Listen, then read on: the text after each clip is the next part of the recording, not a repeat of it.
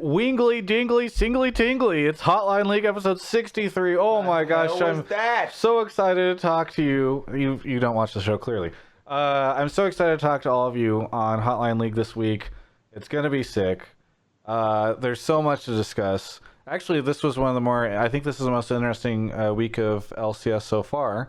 By the way, just want to give a shout out to Alienware. That's the monitor that's right behind me, and the computer that's right behind me, and the computer that's streaming this, and the monitor I'm looking at. Whatever. It's all Alienware because they're supporting us. Thanks for supporting the show. And the LCS. And the LCS and Team Liquid. Kobe is joining us, but first, my constant co-host, Mark Zimmerman. How's it going, Mark? Good. Anything else? You got anything else for us? No, I'm super tired. I'm pretty burnt out on stuff, so I need like a day to be a potato. And I need you to rally. People are gonna turn off the podcast if they hear that you're dead. I got a cup of coffee. We'll see if it works. Oh dear God. Okay. Well, you know who does have energy is our guest for this week, Kobe, who's sitting right next to me. How's it going, Kobe? I feel like 2.5 potatoes. Okay. I took a nap. Okay, good. Well, I'm glad. Yeah, me too. That didn't do shit for me. Well, it's gonna be a great episode, everyone. Let's get into let's just get it. Well, actually, Mark, what's been going on with you? Maybe we can get you to talk a little bit. So one of the big projects that I've been working on a lot finally came out today. Offline TV's Detention at Offline High thing came out. It's a really cool Korean variety show inspired thing with guests. We had Jimmy Wong on for the first episode. If you guys haven't seen it, check it out. If you didn't like offline TV content in the past, which I know a fair amount of the Korean variety show for offline TV, it's really cool. You guys should check it out. If you didn't like, I know a lot of the league audience did not love offline TV's content before, but this one's pretty different. So hopefully people like it, and then stay tuned because the D&D show should be coming out sometime this week, end of the week. Nice. Kobe, what's going on with you? I had some meetings today. Did LCS on the weekend. It was super fun. We took helium and tried to do an analysis segment. I think it turned out pretty well. Oh, Fedmeister's in the chat, by the way. He heard you talking about offline TV, and now he's here. Oh my God! He has one of those global alerts. As soon as somebody says offline is mentioned. Yeah. Also, Chloe from the stats team, you know Chloe? Yeah. Yeah, she watches now, and she's helping us with stats. It's great. I mean, not officially helping us with stats, just sometimes we need a stat. Oh, you're getting free work off Chloe, huh? Yeah, exactly. All right. Yeah, we peer pressure her to tell us the right answer when we say wrong things. Is she gonna help you with your stock choices? No, I don't think she wants to help me with that. I think they enjoy watching me suffer. Yeah, are you failing the most right now? I think Mark is. High is definitely number one. He's gone super boring this week though. Say, Mark? I think I was worse at -300. I think Kobe was like -2 something to like 250 around what I had. And then Kai was like almost not negative at all. And then Freak actually did the worst because he bought like all Golden Guardians. He was negative like 500 or something. But Freak wasn't even supposed to be in it. He was just like, I could do it better than you. And then he loses all his money. Okay. Chloe says Mark is still in the red, but Kobe's in the black. Oh. It's off this week because 100 Thieves went 2-0. Yeah, this is the update. What do you mean it's off this week? That's the whole point, Mark. But I meant it's that. I know. Okay, so let's talk about what there is to talk about this week. I feel like this weekend was the most interesting week of LCS that we've had so far this year. I mean, obviously only 3 weeks, but I don't know. What did you guys think? I mean, TSM 0-2, Golden Guardians 2-0, 100 Thieves 2-0, some interesting stuff coming out. I don't know. Am I taking this before Kobe? Sure. I don't agree that it was one of the most interesting in a long time, but I did think it was nice to see that like we don't have the guaranteed 10th place team. Like Golden Guardians is okay. TSM's floundering a little bit. I mean, it would have been nice if Team Liquid lost if we were really trying to shake things up, but that didn't happen. So I think it was a slightly above average. Yeah.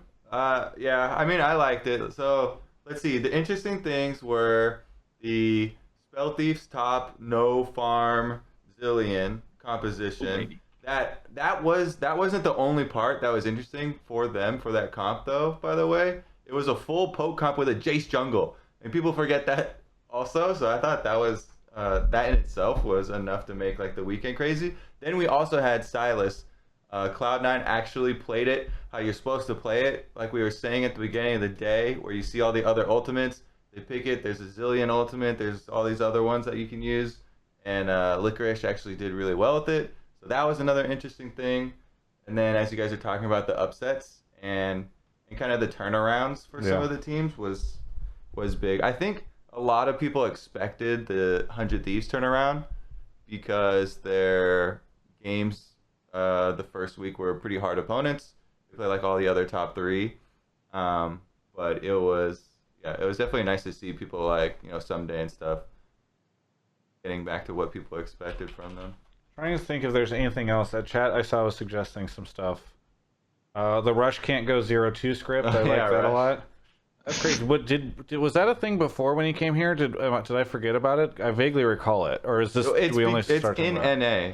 I so know. It has to be him coming. But here. did we used to talk about that whenever he was on like TIP and stuff? I don't think we talked about it as much back in the day because he wasn't on bad teams. I mean, we did a little bit, but it wasn't like a story. It was like, Now it's a look, story. TIP went 1-1 again. So, yeah, it wasn't that big of a thing. But yeah, it's his record here, so it has to be when he came here. Yeah. I'd say the other thing that was interesting, actually, Frog and Karthus was the reason for double Golden Guardians wins, right? Yeah. Because everyone was flaming him for his champion pool, and they're like, well, Froggen, he just does Froggen stuff, and then they won with it, so. Yeah. All right, so without further ado, maybe we can start getting into the calls. Mark, do you want to explain how the show works? Sure. So if this is your first time watching the show, here's how we do it. In Twitch chat right now, I'm spamming the Discord link. Huh? Ignore him. Keep talking.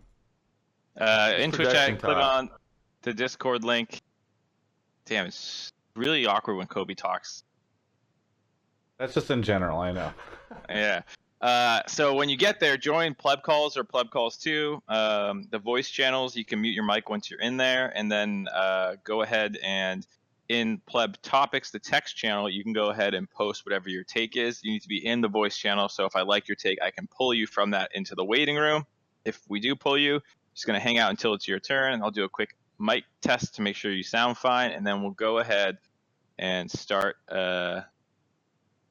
talking. Yep.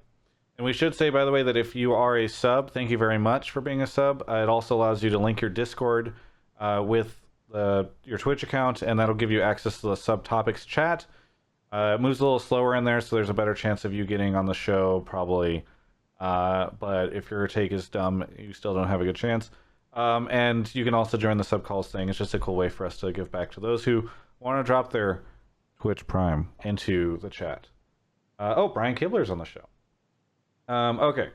How's it going, Brian? Good to see you at LCS this past weekend. What do we got? Okay, while Mark is grabbing people, I'm going to shout out some folks who are subbing and supporting us. Thank you to Billy Bob Joe 771, 12 months, Bio Lunari, Elofis, E.T. Turner 088, Struccio. It gets so hot in here. Grey Knight, Frastic, Blink 27. You can turn down the heater. Giggles All Day, Corey Lulu for 15 months, Scar 94, LOL, Boxboy, Support Help Desk. Blue J 1344, Posnot for 13 months, Rico Suave for 14, Nemsic for 18, Deadly Mouth 29, Tom Shu, the Ghost Rider. Should be getting our first caller here in just a second. Mark, if you want to go grab them. Sure. As I see people dropping Twitch Primes right now, thank you, everyone. Oh, Damien's here in the chat. Wow, it's a celebrity night here on Twitch chat. We got Brian Kibler, we got Damien, we got Fedmeister, we got Chloe from the Stats team. That's possibly the biggest celebrity of the night. Just a ton of people. And all these celebrities really appreciate when you gift them subs. All right. Looks like Mark's getting on final ascent right now. Guy says, Carmatsering 2014 says, Kobe, I shit on you in solo queue. Remember me? Oh. Get to I've Papa. never lost a solo queue game. Fire. Get to Papa is here in chat or in the call. Get to Papa, where are you calling from? Hello, I'm from Budapest, Hungary. You're from Hungary? Yeah. That's awesome. 6:30. What time is it there? It's past 3 a.m. What time? Past 3 a.m. Oh, past 3 a.m. Well, thank you for staying up so late to call into the show. What do you want to talk about? My topic is that Hunter's comment about playing as a team made them win is actually really up, and I think GGS can still improve, and they go into playoffs. GGS is going to go into playoffs, and what were you saying about Hunter's? He said Hunter wants to play as a team. Yeah, Hunter said in an interview after their win that the only thing that made them win is playing as a team. Gotcha. So previously, Golden Guardians was not playing as a team. Hunter now says that they are, and they're going to get to playoffs. So I knew we were going to have a Golden Guardians topic tonight, and I'm happy that you're calling in from Hungary, Get to Papa, to bring it up. So is that what's happening? Because Kobe, you were saying it's all the Karthus. That's what's making it work. But do you feel like that they're playing differently? Well, I definitely didn't say it's all the Karthus. You said Karthus was what allowed them to go 2-0. He said they would have lost every game without that Karthus. But yes, Karthus is a very big part of it. I mean, they did improve playing as a team. Like, I'd say probably the best thing was their defense collapsing in the early game, and they just accepted that North American games have been going super long, so they keep picking Ezreal, Karthus, which scale really well right now, and it's a very good strategy for right now. But I'm not necessarily sure that that's gonna get them through to playoffs. The other part that they have working with their 2-0s are the Scion. Same thing CLG did last week to win some games. He's like, oh man, our team comps are kind of weird, and too many people we're playing mages in the top lane. How do we fix this and work more as a team? I know. Let's pick the dumbest champion top lane possible, Scion. And then, like Kobe's saying, they're also picking late game backline, so they have like the best tank and pretty good backline champions come late game, and then their games go super long and they win. Somebody in the Reddit thread was pointing out that they had Scion, Karthus, and Aatrox, and so it's like they can just die. It doesn't matter. Because they've got those champions. Yep, just feed to win. Yeah. But go ahead. Well, I was just gonna say, like, it's the same that happened with CLG this weekend, and we'll see because Scion and all those guys are getting hit with the nerf bat for 9.3. But like, CLG had Scion and Ergot banned, and it was like, okay, so what else can you do? And it turns out Ornn was not a good answer to that question. So we'll see what else Golden Guardians has up their sleeve before I'm ready to really start believing them. I think it was a good adaptation to like make better team comps and like adapt to the North American meta, but like you have to see it for more than a weekend. Based off this weekend, do you think that they'll make playoffs? Or are you just saying you need more? I'm not ready to put them in the playoffs for me personally yet. I will say they're going to the playoffs. I don't know if that means anything, but I don't know. Well, I was waiting to hear what Kobe thought. Kobe said they weren't going to make it to playoffs. Well, I said I wasn't willing to say that they are just because of these 2 wins. So Okay. you're saying they're not going to make it? Do you think they're going to make playoffs? No. Okay. Okay, that's what we were looking for. Okay. So Mark, you have them as a what, maybe? I have them as a no for Okay. right now because They need to prove to you guys. Huh? I said they need to prove to you guys more that they can make this. Yeah. I'm just happy they won because I actually really think that team is got a lot of cool, nice people on it, and it felt really like it in a world where they've gone like 0-6, 0-8, like the last split, or the last spring split that Golden Guardians was in, that would have been kind of shitty because I think expectations were so high, so to just have them get like turned into a complete meme would have been really disappointing. I feel like there's a good, nice people on pretty much every team now. No. There's no team that I'm looking at like, ah, those assholes. Like, I really hope. Team Liquid, bunch of assholes. Yeah. Right? Okay. I'm curious. What about our caller? Do you guys like talk to your callers more? We do, but whenever Does he think they're getting playoffs? whenever they have a tough microphone and they're from Hungary, we don't ask as much. But Get to Papa, he said that he thinks they're going to go to playoffs. That's Okay. why we brought this up. That was his take. Yeah. Get to Papa, Mark and Kobe disagree with you at the moment. Why do you think they're going to be able to turn it around? I think that individually they are really strong players. They haven't been playing together for too long. Also, Frogan is like, what, 2 months into team playback? So if Frogan gets into playing as a team more, maybe they get even strong. Is Froggen not at max power? Yeah. Well, I think Karthus... Also, Oh, sorry. Go ahead. also Sion has still will have infinite health scaling on his W's. Well, I think regardless of, like, those things can get banned pretty easily. So I'm not, like, I think it's more of a, can they find other things that work? Because Karthus is also a really unique champion strategy-wise, where you can focus on farming up and still have, like, lane impact in other lanes by ulting. You don't necessarily need to roam quite as much. And, like, there was that game versus Optic where Crown is, like, taking Predator to try and roam around, and that's fine for Karthus because he can just ult into those whatever waves and lanes that Crown's trying to roam to. So I don't know. I think I really liked their drafts this weekend, but I want to see when someone bans the Karthus and the Scion, like, what do they do? Yeah. Hey, Get to Papa, thank you for calling in. Any final thoughts? No, just thank you for pulling me in the call. Well, thanks for staying up so late to call in. Have a nice day. Have a good one. Thanks. All right, moving on to our next caller. As Mark grabs them, I'm going to shout out some people. Thank you to the Ghost Rider, Tom Shu, Deadly Moth 29, Nogi 15, Sadistic Nero, who says WTF2 Kobe's, Matt G. Moore, Cons 26, Steve the Sloth, Frazer M2, Bor Lamau, Mice and Ben, and then Coca K, who gifted us up to being Kibler, Brian Kibler. Thank you so much for all the subs, everyone. Super appreciated. We got Heretic798 calling in. Heretic, where are you calling from? I'm calling from Duluth, Minnesota. From Minnesota. Okay, I'm going to turn you up a little bit. How's Minnesota right now? You know, the usual, cold. It's pretty north, right? Does it touch Canada? I don't really know. Yeah, I don't pay attention. It does? Yep. Okay, good. See? Is it You more don't north pay than some parts of attention? Canada? No. Oh, okay. Okay. Heretic, what do you want to talk tonight?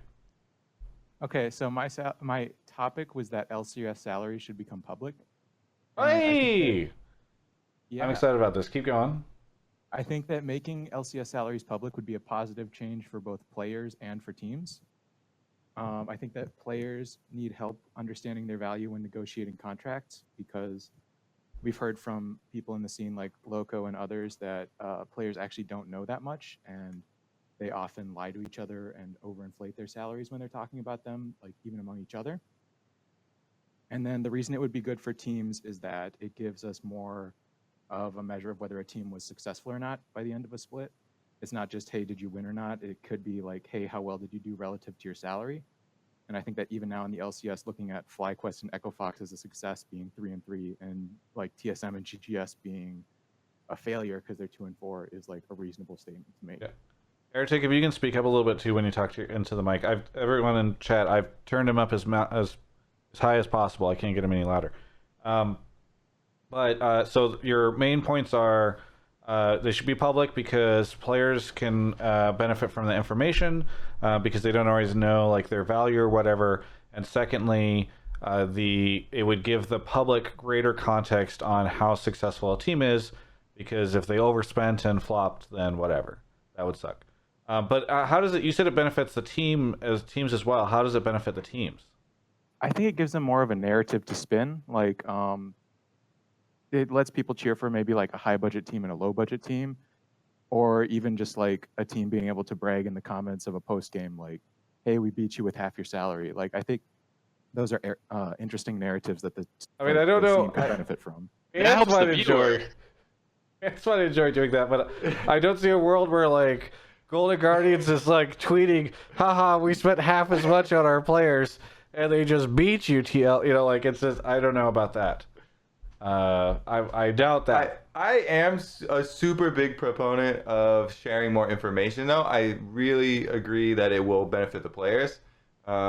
Yeah, maybe not so much the teams, and that might be the stickler, but it helps so much when people in an industry like that have access to that type of information, because it can just kind of rise the tides for all players and help out with their negotiations across the board. Plus, then people don't have to have as crazy worries in the off season and go through all these like different scary times with these various levels of agents and managers and stuff that people are going through. And we still have heard like a lot of people had bad deals or bad experience.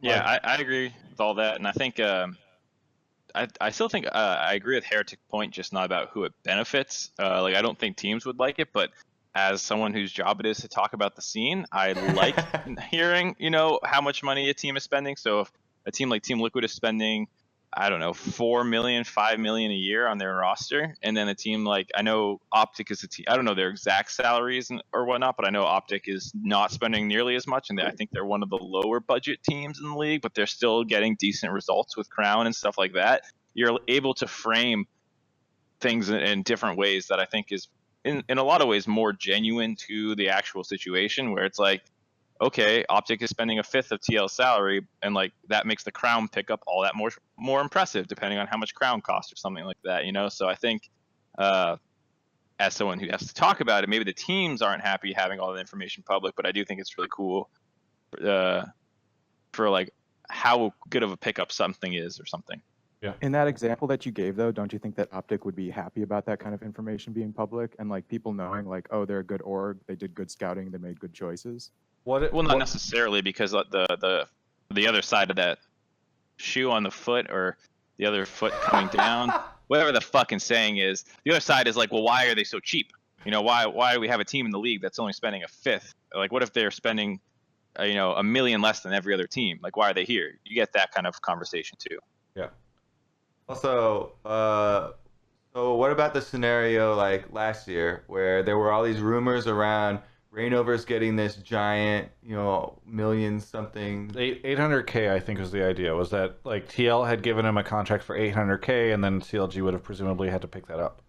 Anyways, big contract for a player who's super underperforming. Like that player's getting flamed, the management is getting flamed, the team's getting flamed probably. I did say in my topic it was only good for like teams that place at or above their relative payroll. Like I understand that if your team like does terrible with a huge payroll, people are going to flame you, but I think that's kind of like what comes with that. Yeah. So, all right. I'm taking the microphone right now because this is a topic that's actually really exciting for me. I did a Travis Talks on this years ago I think it was the end of 2015, I want to say. And a little known team called Ember, if everyone recalls Ember, the before Academy better humans team. Make better players. Yeah, an NA team will kiss the Summoners Cup in the next 2 years. They took my Travis Talks to heart, and on Christmas Day, against my advice, because they told me they were going to do this, they published the the salaries of all the players on their team publicly. And I don't think it helped them, because they were overpaying by a factor of 3, I think, based off of what the rumors were for challenger salaries at the time. And they kind of just got flamed out. And because nobody else did it, it didn't really help. It was just like kind of weird. Anyway, at the time, the argument that I made for that video was that player salaries were too low and certain players were getting screwed over. Now, the big thing that has changed in the past 3-4 years is the rise of agents.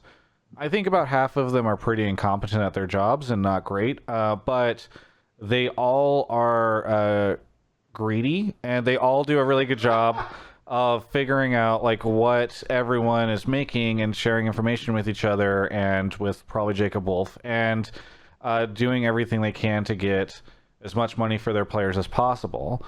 And what I think, and on the other side of the coin, you had franchising hit, where basically a lot of the new teams came in, and in the beginning of 2018, a ton of those salaries went up like by a shit ton, right? Like, I think at the very least, Optic last year, when Romain was on the team, shared a little bit of the information. The other thing is that the Players Association started to exist, and one thing that I do know that they have done is share for each position, the highest paid salary, the lowest paid salary, and I think like the median. They don't disclose who is making what, although a lot of people can kind of guess, but it has provided a ton of information for the players. I now am of the opinion that on the top end, the top players are overpaid relative to what the industry is making and the players are making. But anyway, my whole point is now I actually believe that salaries should be. I'm not too worried for the players anymore, but I do think that people do not fully understand the narratives around like why did this team pick up this player or why did they pick up this. Once the numbers start to come out, I think that would do a lot to I think what Mark said about being more authentic or genuine to the scene, I think is a really good point. Like, it's weird to talk about a lot of the stuff like why X player got picked up or why this team is doing this or whatever without having an understanding of what everyone is spending. What if a lot of people think Huhi is like one of the worst mids in North America? What if 100 Thieves is paying him? What if he's like in the top 3? I don't know if that's the case, but like there's a lot of interesting conversation that can be spun out of this. So I do like the idea of it, though I think that there's less reason from the industry side to do it now. That's my long-winded take. I don't know, Heretic, do you have further thoughts? No, I didn't know that they did that with salaries. I think that's really cool, and yeah, I'm glad to hear it. Yeah. Do you have any final thoughts before we say goodbye? Any shout-outs? Just like to say, love what you do, Travis. Keep plugging away, and maybe if Thorin retires one day, you could become the best interviewer. Goodbye, Heretic. Unfortunate that his phone his call disconnected. I think he said everything he wanted to say. No, we didn't hear it. He was breaking up, but it was really confusing what was happening there. Mark, you want to go grab the next person? Absolutely. Yeah. Man, sometimes people just call in with the wildest takes. So, Sojits, thank you for the tier 1 sub. Salim, 13 months. Wrathful Toaster for the Prime. Oli 1, 6 months in a row. Keep up the amazing work. Berserker, 10 months. Hole, 53, 3 months. Will D1 Thrill, 4 months. 100 bits from Oli 1. Voyu 1, 16 months. Celebrating 16 months of Hotline League. And Pilgrim Panda, 6 months in a row. And then somebody gifted, or no, maybe an Arrow resubbed. An Arrow's been around for a whole year. Congratulations, an Arrow. We're not flaming your team tonight, so congrats. All right. That's why he came, for the big celebration 2-0. Yeah, sure. Let's go with that. He's in here even when we are flaming his teams. Last year, whenever he was leading Echo Fox, it was great. Josh, where are you calling from? I am calling from Brazil. Brazil! Our second international caller of the night. Whereabouts in Brazil? Rio, but I did meet you and Mark at Miami. Nice. Oh, Nice. Did you come to the Hotline League show? Yes, I did. I remember Did you meet Kobe there? Yes, I did, but I don't think he remembers. No, he was. I remember everyone. Who all was there? I have no idea. Okay, yeah. Was I even there? I don't remember. You were there. The bar Yeah, it was- opened up, and It was an open bar after a little bit. Yeah, yes, exactly. Yes. Josh just goes yes. Josh, what do you want to talk about in the show tonight? So I wanted to talk about the Frostmancy meta, and I know that Kobe was very vocal about it on Twitter and how it should be hard nerfed. And your take? I believe the reason is because Riot keeps removing our way to get wards in the game, because we know that competitive, everyone is driven, like, if you don't see the enemy jungler, you assume that they're right next to you. So without vision, there's no aggressive plays. Kobe. Yeah, I completely. So there are multiple things around this issue that I thought were, there were problems with. First of all, I didn't really like the state that bounties were in. I didn't think it was like a perfected system to begin with. But of course, this strategy does mess with bounties even more because the person's not getting farm and the other person gets this kind of artificial farm bounty where the other person is getting so much from spell thieves. But a big part of it is the wards that you get, basically doubling the vision. The bounce team made a choice to bounce most of the entire game around these limited control wards and the one support upgrade sightstone basically per team, and it completely throws that out of balance, which I thought was it's very smart for Clutch to try and go for this, especially with a poke composition where you need more wards to watch your flanks so you don't get hard engaged on, like the Lissandra Alistar engagement that ended the game. And then it also warps kind of some of the fundamental concepts of lane phase of League of Legends. And I could see how if this is the optimal start for mages, then all mages are going to have to be balanced around this as well.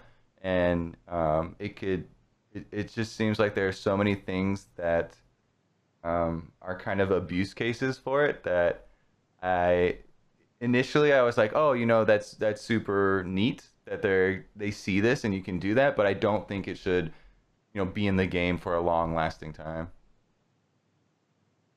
Mark? Yeah. I also think I think what Kobe's saying is obviously I agree with, but I think even if like vision was still as it was in previous seasons, people would probably, and this strategy existed back then, people would probably still be interested in it, because as long as there have been lame ways to get extra vision in the game, people have pursued them. Like back in the day, junglers used to just buy sightstones, and you would have 2 sightstone users, and then they made it a tracker's knife, and then they got that, and there was a period of time where like mid laners way back in the day, like season 3 or 4, were doing triple gold generating items. Heart of gold. They would get heart of gold, Philostone, and the AP1. Like there's always been like these kind of like lame cheese economy strategy things. And so I don't know how much of it is a symptom of like the vision control stuff, though that obviously impacts it, because getting an extra sightstone is so much harder now, and the fact that you can do it without really hurting your top laner too much is pretty impressive. And so it's not a surprise that it's there. But it is cancer. Okay, we don't use that. But secondly, what term do we use? It's stupid. Inappropriate. No, because it's a disease. I don't think stupidity is necessarily a disease, Travis. It's pretty harsh. Let's move on. It's a scourge. It's scurvy. It's. Can we just take this as an opportunity to move forward? So is the universal feeling here that we are like that this just needs to get removed from the game? Because it seems like Josh feels that way. Obviously, Kobe feels that way. Mark? I think I like strategies like that. I always just like seeing new stuff. Like I like the funnel, but like I don't think they're healthy. I enjoy seeing innovation anytime I can see it, but doesn't mean I want it in the game for the long term. So yeah, it should probably get changed. Yeah. Well, I feel like this is an open and shut case. I don't know, Josh. Do you have any final thoughts on this? I agree. I admit I've abused it a little bit in solo queue. I am currently 11-1 with this strat, so I've taken advantage of it. But it's definitely like it's not good for the game, because there's many times where I'll have 2 items in and I don't have any bounty on me. So in a way, I think it is kind of the bounty's fault and it has to be reviewed. But it also has to do with the competitive vision, which is why the clutch game versus 100 Thieves took so long to finish. Yeah. Well, I feel like usually this is the type of thing that does end up getting changed pretty quickly. So we'll see what happens. But Josh, thank you so much for calling in. Thank you. Have a good night. All right. Mark, why don't we just take a quick break here? Alrighty. Do you know why we're going to take a break? Because it's time to shell out. Chill out. Well, no, it's time to celebrate our Oh. sponsor, Mark. All right. I Kobe, thought if you those want were to get water or synonyms. something, you can. I thought chill and celebrate were synonyms. Yes. Well, I might have been my bad not knowing. yeah, it's fine. It's fine. As Kobe fights to get his way out. Listen, everyone. I don't know if you know this. Maybe you've heard about it by now. But Alienware sponsors this show. And they don't just sponsor this show. They sponsor basically everything I do this year. And they don't just sponsor that. They also sponsor the LCS. And they not just that, TL, Misfits, bunch of cool things that they're doing in the space. And I think it's just cool that all of you have been so fantastic in celebrating that sponsorship with me, because people, literally, this is a true story. Somebody emailed me this week and said, hey, I am buying an Alienware computer and I want to make sure that they know that I'm buying it because of their sponsorship of you. And that's so awesome. I really do appreciate that. Honestly, it's awesome whenever people do stuff like that, because sponsorships like that are what make this whole thing possible. It's why this content can exist. It's how I can pay my rent. Kobe would not have a roommate right now. I would be defunct on rent, and he'd be very upset if it wasn't for Alienware. So their continued support is incredible. It's allowed us to do some really neat things. Even just not even the stuff that they directly sponsor, but some of the stuff that I'm just able to do because, you know, I can reinvest those funds back in. So you end up seeing better production. You end up seeing cooler stuff of an editor right now who is his computer's conking out. He works with us, does a bunch of stuff for Playmakers and a bunch of the other things you've seen. And so we're already starting to talk to Alienware about getting him hooked up. You can't see it right now because there's some boxes, but this is like a bunch of Alienware headsets and keyboards that I just have in my apartment waiting to be used. Last week I went to CSULB. I was able to give a headset out to my old school for their esports club, and it was kind of a neat thing. So, look, I'm not going to pitch you on their product tonight. I just want to say, you know, a couple months in, I really appreciate all the support that you guys are giving to the sponsorship, and I hope you all understand what they've been able to do as a part of this. It's really impactful, and I super appreciate it. I love Alienware. There we go. Mark has a new laptop because of them, and headphones and cool stuff. So it's just been neat. Thanks everyone for sticking around through the break. We can move on to the next. Oh, somebody sent 500 bits and says this one's on Alienware. This one's for Alienware. Well, I'm not going to give them the $5 for that 5 bits, but I do that's appreciate. That's an interesting sponsorship, Travis. I think you have to give it to it. I just write a $5 check back to them. Yeah. Or invoice it off, I guess. I don't know. Yeah, we'll figure it out. Either way, on to the next caller. Mark's running off to get them. A couple other shoutouts. Smillsap 917, 12 months in a row. Just hit that 1 year anniversary. It's so cool. Salim 2019, 3 months. Steamwood Prime, or Steamwood just subbed with Prime. Saint Guillaume, tier 1 sub. E46 Koi, 3 months in a row. Fire and Icy Hot, thank you for the Prime. Nogi15 is here. Nogi15, where are you calling from? I'm calling from Fayetteville, Arkansas. From Arkansas. Mm-hmm. Well, how's Arkansas? It's good. It's a little rainy right now, but a little warmer than Minnesota, I'm sure. Yes. Yeah, it is. I imagine it is. And Arkansas a little further south, not connected to the Canadian border, right? Definitely not. Okay, good. Continuing to just test my knowledge with all of your... What do you want to talk about on the show tonight? Well, correct me if I'm wrong, but after TSM's 0-2 week this week in the tiebreakers with Clutch and GGS, I think that they're like the definitive 10th place team right now. And I just wanted to know, like, do you guys think that that's where they belong right now? Do you think that their last 4 games were more of a fluke? Like, where do you guys think they're going to go from here? I don't think that they are... Are you saying statistically they are the 10th place team? Because I don't think they're the 10th place team. You said definitively, right? Like, well, I thought that after is any team worse than 2-4? Standings wise, they are tied for 7th. There's a 4-way tie for 7th at 2-4. Are you talking about TSM? I think they have tiebreaker losses with a lot of those teams, though. I think they had tiebreaker losses to Clutch and GGS. I mean, Riot lists them as being number 7. We don't list tiebreaker. Oh, really? Losses. They've lost to Clutch, they've lost to Golden Guardians, and they have not played Optic yet. Chloe. They would be okay. Chloe, I would be surprised if we've decided that TSM is the 10th team in the league and the worst team. Are you asking Chloe to have like some kind of stats that they are officially the worst? No, I was just. Oh, not you. Sorry, Travis. Travis. I didn't know what she was calling on Chloe. Yes. I was asking her if, like, because of tiebreakers, if they're actually placed 10th. No. Well, if they haven't played Optic, then there's no tiebreaker there. Okay. Yeah. Anyways, I have a hard time putting them definitively 10th because they've also obviously beaten some teams above them, both 100 Thieves and Echo Fox, 2 3-3 teams they have wins over. And so right now, after Golden Guardians kind of rally this last weekend, I have a really hard time placing definitively 10th anymore. I think Clutch has looked pretty bad in recent weeks. You placed TSM 9th and 10th? What's that? Did you place 9th and 10th? Those what? Like, what could you say who the 2 worst teams are right now?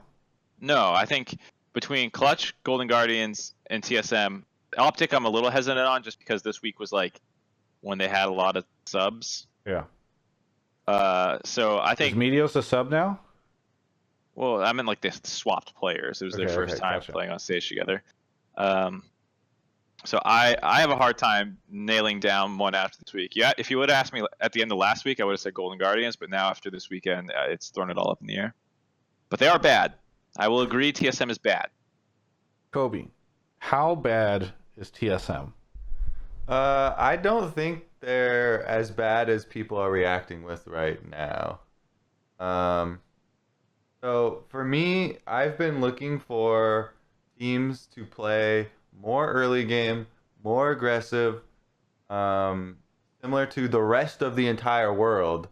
But all of NA seems to be going the more delayed, longer games route. I think that TSM is actually one of the teams that is trying to do that. Like, they had all this hard engage. They always have a KDN trying to make these aggressive plays. They have actually made most of their mistakes in team coordination in the mid game. There was a replay that we pulled last weekend for the analyst desk where they had this huge lead, right? And 4 people are pushing top. They're at the inhibitor turret. And Sven is like halfway across the map off by a control ward. And that's when, Golden Guardians get this engage and they kill a bunch of them and turn a whole bunch of it around. I think if large, like, glaring mistakes like that are fixed, then I think they're actually trying to improve on a lot of the right things. And I just don't see a world in where they review this game and they don't see that problem. So I think they are bad, but I don't think it's as bad as everyone's saying. So, to your point about like their aggressive style, they lead the league in combined kills per minute. Yeah, that's too.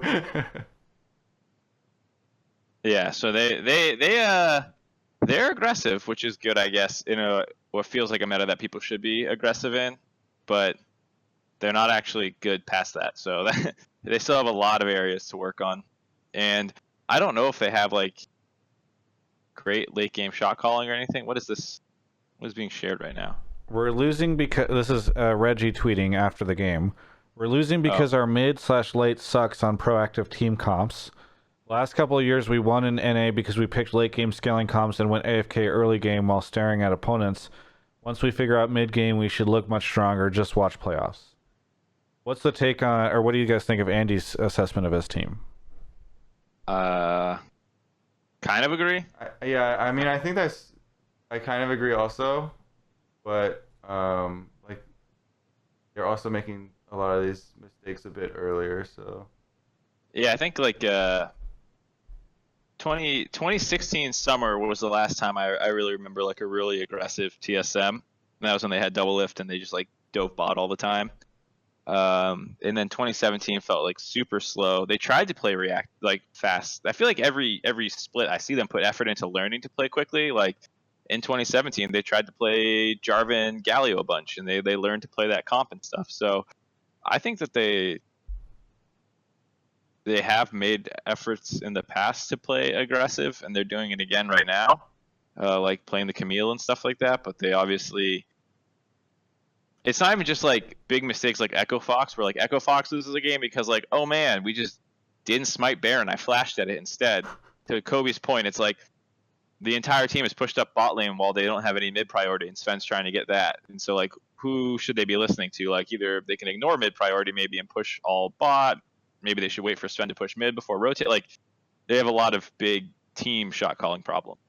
I would also say Broken Blade, while I love his personality and how he's like is with the rest of the team in their, you know, the TSM legends and stuff like that, he has made a lot of mistakes on stage, and a lot of mistakes you can see, you know, within the game. Like Acadian will go for a gank with him, and he'll dive the turret and keep going while Acadian's turning around. So these guys just are not on the same wavelength at all as far as even how to pull off like two-man plays, which isn't even that much of a communication thing. You're supposed to get to a point where you're playing with these players and you have the same instincts. So you don't have to say, you know, talk through small movements like that, and you should be able to both kind of understand what the other person is going for, so your communication can actually stay much cleaner. So I think that also is something worrying that I kind of forgot about, because there were quite a few games where there were just big head scratcher moments. Yeah. I'm gonna broaden the conversation out. Is TSM at risk for, like, they had an off year last year. If they flunk out, like, let's say they don't make playoffs this split, is sort of the TSM legacy ended? I mean, I would say it's already ended. Like, we don't talk about them with the same reverence that we did last year. They were so close to making it to Worlds, right? Yeah, but I mean, like, they didn't make finals both times, stuff like that, and then they missed Worlds, and like TSM being 3-3 or 2-4 in previous years to me would have, I feel like the way that we would have talked about it was like, oh my god, what's wrong with TSM? They're 2-4. Are they gonna be okay? And now we're like, they're 2-4. You know, maybe they'll make top 4. Maybe they're still fine. You know, like it's so much less. The expectations are so much lower already after one bad year. I would say the TSM legacy is not dead, Travis. It was bought by Team Liquid, and it's Team Liquid's now, because Team Liquid is the winner. They're the championship team, and it looks like they're gonna stay that way. Yeah, I mean, that's what's interesting, is like it does feel like, I don't know. I wonder, like, the TSM subreddit is interesting. There was like because I love going to the team subs because they're so wildly different than the main league sub. And there was one that was like, Destiny's end sometime, or not Destiny's, Dynasties end some, yeah, Destiny's end.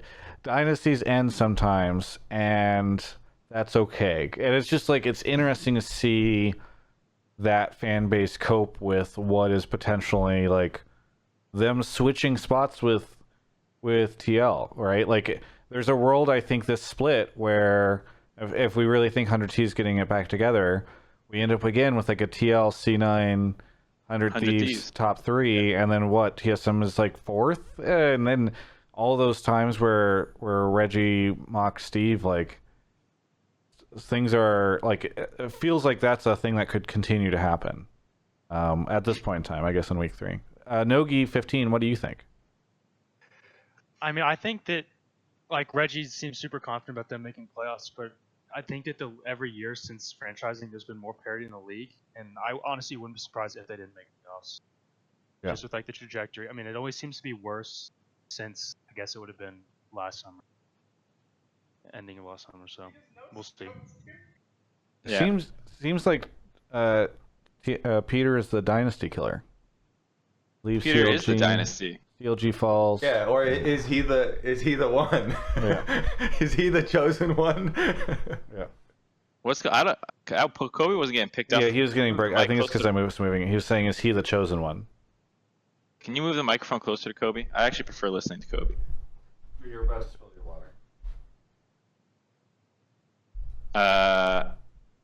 Kobe, were you there in the caster room when we were talking about like the stages of grief or whatever? I forget what we were joking about with it, but it's like what the TSM fans are going through right now. Like last year was the year of anger and denial and stuff like that, and then this is the acceptance or whatever. I remember that topic coming up. I don't remember what we were talking about though, like what it was pertaining to. Yeah. Anyways, Nogi, do you have any final thoughts or anything you want to say before we move on?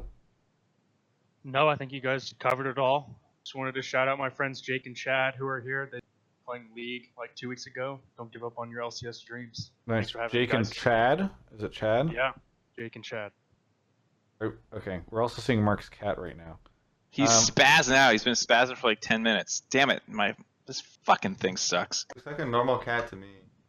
No, Shout out to Mark's cat then as well. Yeah. it was tweaking real funny. Thank That's you, why I Nogi. was- Have a good one. Thank you, you too. Moving on to the next caller. In just a second. Mark's going to go grab him. Thank you for the 500 bits. Just Casual for 10 months. Avbor for who just threw Twitch Prime. And TLKs for the Tier 2 sub. Thank you so much. By the way, we are going to... Oh, I think Damien wants to get on the show. Let's see if we can get him queued up. Oh, he's in the waiting room. Okay. By the way, tomorrow night at 8 o'clock, the normal Hotline League time. We did this one early because Mark needed to go somewhere later. But we are going to be doing Mark, myself, and Ovly for Valentine's Day, which is this week, Hotline Love. And the topics will not be League of Legends. The hot topics will be your relationship and dating advice. And myself and Mark and Ovly, we're experts in this field. And so if you call in, you know that you're getting advice that is going to be successful. It's going to bring you to where you need to be. So Hotline Love. This is 100% true. We're doing this at 8 p.m. tomorrow. It's streaming on this channel. Be sure to tune in. The VOD will go up on YouTube after. So it'll be really good. Is this what there's another podcast that does this on Twitch already? Raj? Oh, he does all like the dating, like Survivor game show type things. Well, it's just advice. So just call in, get advice. Tangy Sauce is here. Tangy Sauce, where are you calling from? New Orleans. New Orleans. Okay. Can you get a little closer to your mic? Hold on, I just told. Okay. Is this better or? I'll turn you up. Yeah, Okay. just turn him up because before Okay. he was getting blown out. Oh, really? Okay. Yeah. Okay. Tangy, what do you want to talk about? Okay, so my topic is about the slow pace of play in the LCS.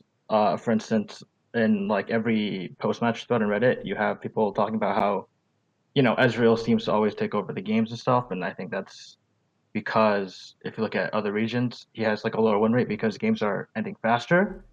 So I think LCS has like a 4-minute on average higher game length than LEC and 5 minutes higher than LPL. So I think that's just because LCS teams are either like too scared to make plays or they just can't capitalize on mistakes. And I think that's one, a bad sign for the league, and two, kind of speaks poorly about coaching staff, the coaching in general of the various teams, that they can't play, I think, the correct style of the current meta. Yeah, we were really interested with this and looking at it a lot too. One of the other ideas that we came up with is watching a lot of these games. In the early game, there is a lot more available, right? Because dragons are stronger, there's turret plates, so there's a lot more gold floating around, and so that's what's promoting this, so the success of the earlier style. And technically, NA is the average game times right now, or at least going into this week, were faster than they've ever been in NA. But one of the other things that could happen is in the early game, a lot of NA teams opt for trading a lot of these objectives. So while in other leagues people are snowballing ahead and one team is getting a lot out of it, there is a lot of stuff being taken in the early game, like lots of gold and turret plates still being taken, and the powerful dragons, but the team isn't necessarily building this big lead that they're snowballing because the other team is non-confrontational and they're trading stuff rather than fighting for that stuff. And that can be like looking at it from the losing team's perspective and just opting into the trade instead. But yeah, I think it's really interesting. That's a very diplomatic and optimistic way of saying that we're probably bad. Probably bad, but Because I'm gonna go and say we're probably just really bad. Because I agree that like maybe there's some early game differences that we have where we are more trading focused as opposed to contesting, and when people contest the same objective, the games end a lot faster. But at the same time, like I can't count already the amount of Baron steals that have happened in situations they shouldn't have happened, or people just throw at Baron, or they have Baron but then they get picked in a side lane in a 1-3-1 and then the game stalls out. Like there's a number of, maybe this is anecdotal, but the amount of games I see that like should have ended after a fight with a Baron or like insurmountable lead doesn't end that way. And Era's in the chat saying it's just LCK that has the low win rate. That in LEC he has a 67 or Ezreal has a 67% win rate, and in LCS it's 71. And I don't know what you were saying about LPL, but he was also saying LPL is good. It's just LCK where it's like that.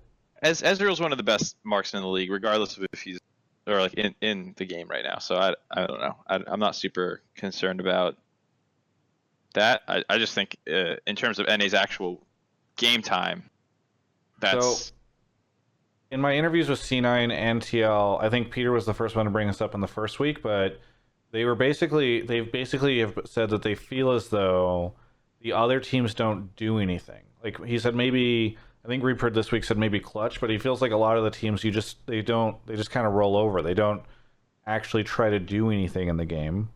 Or when they do, they're bad. Like CLG tried to 4-man bot like 3 times and couldn't get a single dive off, even though it was like the right play. They drafted their comp to do this. This is what their comp should be doing, but they couldn't do it.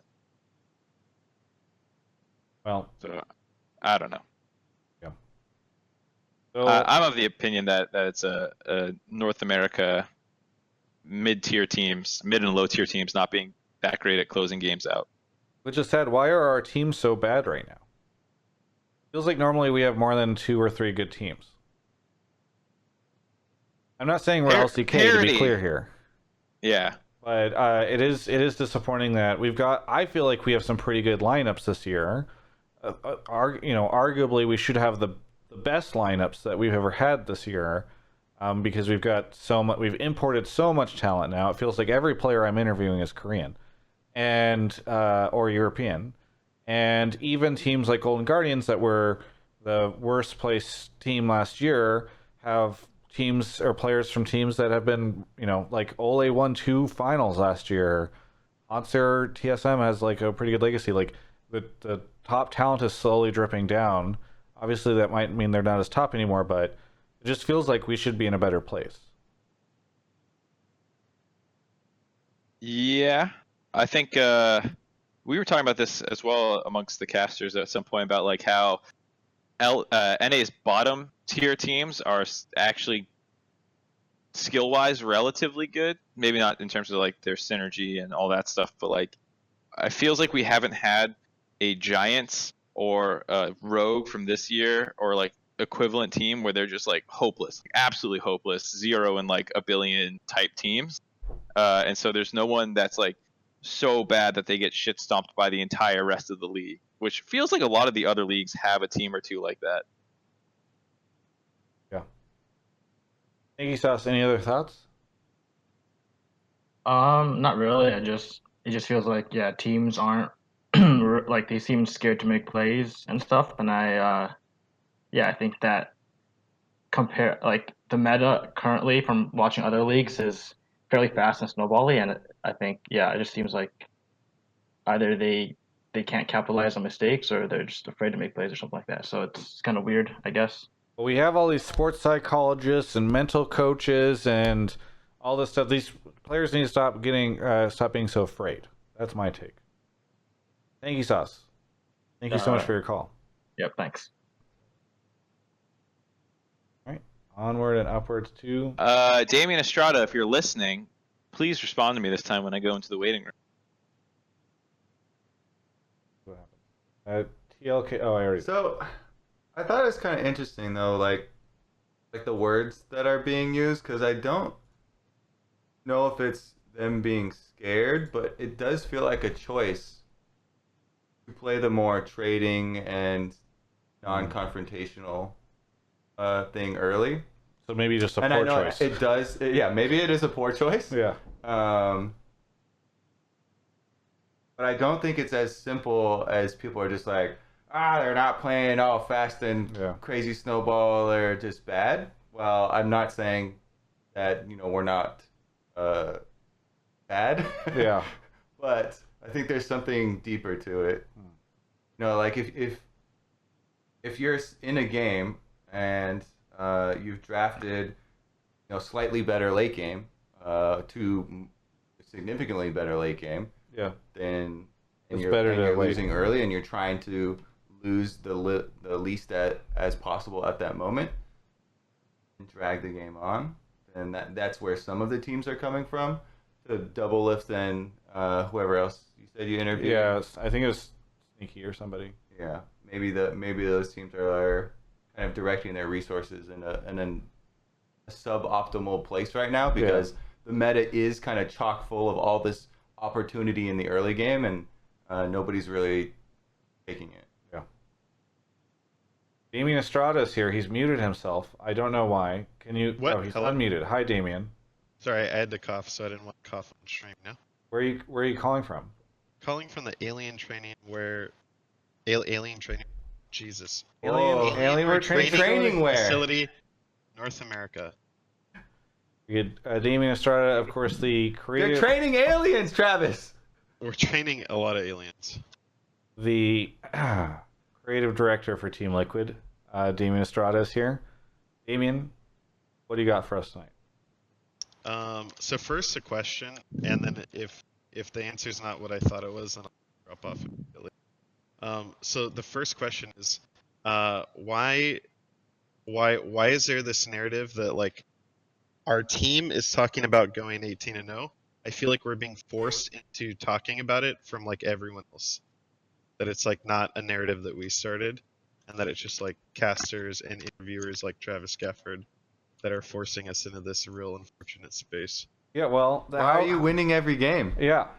Yeah, if you lose, we'll stop talking about it. Yes, exactly. What? I mean, how often do teams decide on the narrative that gets cast on them? I can tell you Golden Guardians has never had a narrative on them that they wanted. Wait, I feel like they've had the same narrative since they entered. Yeah, well, it's never been one that they've wanted. Hey, there was a time where they were tied for first in summer. Yeah. They probably like that one. That's true. Fair. I'm seeing in the chat that people are saying that Impact said it. I feel like Impact said it only after it had been pushed on us. Yeah, Ovely brought it up. It's true. Like the players, and you can see because I've interviewed them too. When you bring it up, the players are like, because they don't want to say, well, we don't really care about going undefeated because that's a bad look. But they also don't want to say we're doing it. But there's one exception. Tomorrow, I'm releasing an interview with the ADC of Team Liquid, who says he likes it, and it's been sitting in his mind, on the back of his mind, and he's like ready to chase that dream to try to go undefeated. So there's one person on your team that's embracing it, or Damien. Oh, is it Shuryu? No. In Academy? I think No. they missed something. It's Double Lift. It's an interview with Double Lift I did. That Double Lift said that. Right, but like the important thing for me though is that we could all acknowledge as 1,355 people that we didn't start it, and that everyone else is trying to force us. But What do you mean? People are just asking the question, is Team Liquid going to go 18-0? It's not like there's a forced narrative on you of like, we were built to go 18-0 forever. It's like evolved as a question now because you're doing so well, I feel like. I think there are like a lot of like real angry like TSM and C9 fans that are like, oh my god, look at these guys, they're so cocky. They're going to go 18-0, huh? And it's just like, whoa, wait. Probably. But we're not saying it. I mean, we're saying it now because people are forcing us to say it. Clip it. He just said it. But it's just like chill. Like let's grow into it, okay? Let's not just let's just not run into it. That's my personal opinion. That's not an org perspective. You know, I don't speak for the org. Yeah, so I mean, like, maybe I don't know the fan base or the vocal part that you've seen, that maybe some fans on Reddit or something are saying like these guys are arrogant because they're bringing it up. I would agree that like the desk and the interviewers and people started talking about it first. But as a Boston fan who, you know, grew up and watched the Patriots go 16-0 and then lose in the Super Bowl, like the media quickly starts talking about it and they won't shut the fuck up about it. So, you know, if it's bothering you guys right now, I gotta say it's gonna get worse. Whoa. Not you guys. This is just my personal perspective that Travis told me to call in for. Yeah, I mean, I don't recall hearing you guys talk about undefeated before we start talking Until about tomorrow, whenever Until an interview with Double tomorrow. Lift will emerge. Well, actually, it'll be an interesting litmus test because we'll see how the comments shape up in the interview off that. So last year, Double Lift also made a comment about, you know, when people were talking about Team Liquid losing, and he was like, "Oh, well, you know, people should stop worrying. We're trying things on stage to be better for international play." I believe Travis might have been the one interviewing him. Probably. Yeah. And I feel like Was that last year or was it TSM? Was it 2017 with TSM? pretty sure it was last. I'm pretty sure it was Team Liquid. Okay, on maybe Team it was. Liquid. Yeah, okay. Or maybe it I wasn't think it was. Travis. I think it was the Vladimir shit though. 'Cause he Oh, definitely right. said it last year. Yeah. Yeah, when they Team said it Liquid when were they losing were a lot of trying to fall games. in. Yeah, in the summer, probably after MSI. And I feel like that can always be your fallback for Team Liquid. If you lose the game, be like, we're trying stuff, getting ready for international competition. He didn't really care about the 18-0. I do have a question for the desk. How do you guys pick narratives? So is it like is there like a board? You guys like write, this would be real interesting, this wouldn't? Is it just out of a hat? Can I get some Each of insight? us takes a week, and then that person is kind of the god king for that week, and they get to decide. So what was Mark's? Has Mark had a week yet? I don't think I've had one yet. Can I get a sneak peek at what your week is going to be? I didn't mean for that to... No, I don't actually have. I don't have a funny. I'll be honest. I don't have a funny joke for where. Like, there's definitely a space here for a funny joke, but I'm just not about It's that not right equipped. What, raining on 100T, right? That's our. I was trying to cue you on, but now. Yeah. Sorry, no. But the way that it actually works is basically like, for the most part, all the casters get in the room and we talk about our thoughts on the league and teams, and then we talk about them. So it's not like picking a narrative and like what would be the coolest story all the time. It's just like, hey, Team Liquid 6-0 now. Who's gonna beat them? Who looks good enough to beat them? And it's like, honestly, nobody. And then after that, the next question, of course, is, well, does that mean they're gonna go undefeated? So like, I think that's Right. how those kinds of stories start coming out. makes sense. What is there? Can you guys do an analyst desk segment or something to keep pushing this at Damien's? Oh, Personal dude, get ready opinion? for next countdown. I've already got a whole segment about. Okay. I can't Undefeated? wait. About these cocky Team Liquid representatives coming in here telling us they're going Maybe I'm just 18-0. queuing this whole thing up for Studio so that they have something to pull from for the open of Squad episode 4. Oh, okay, that's your move. Go get media people to say what you want. Quad. All right. Well, thank you, Damien, for the call. Any shout-outs? Anything you want to say? Shout out to Alienware for being the best sponsor in esports. Thanks, Damien. I'll catch you later. See ya. Before we move on, Mark, by the way, there's an interesting tweet that just hit that Brian Kibler linked in chat. Right, 10 I minutes saw ago. that. Yeah. So let me throw it up on screen. But it looks as though, so heads up, we'll be shipping a hotfix tomorrow to address the zero CS top lane strategy that's emerged in both solo queue and pro play in the past few weeks. We don't take this lightly, as we generally want to support as many unique ways to play League as possible, but the gameplay offered by this strategy asks you to ignore many of the skills learned, blah, blah, blah, blah, blah. Alright, so there we go. Are we all celebrating? I can't. Let me see the fine print here. I can read it. You can't read it? Basically, Here, the change The change is that you need to have an ally around you in order to earn the gold from your procs, and then they increase the amount of gold you're getting to kind of compensate the fact that you're going to lose some of the gold from people not being around. Are people gonna call their jungler for funnel? Does that work? Is my first. I mean, it might, because you're not taking the CS anyway. So if a jungler comes and you proc him and then he takes your wave, like, isn't that? Yeah. Everyone is giving Jack credit. It wasn't a Jack tweet. He even said he wasn't going to be doing anything and just learning, but Anything related to any sort of balance from now on is Jack's fault. Okay, good. Good to know. So, good. I was gonna say this change is interesting. I'm concerned that the fix might already play into one of the optimizations teams were looking into anyways.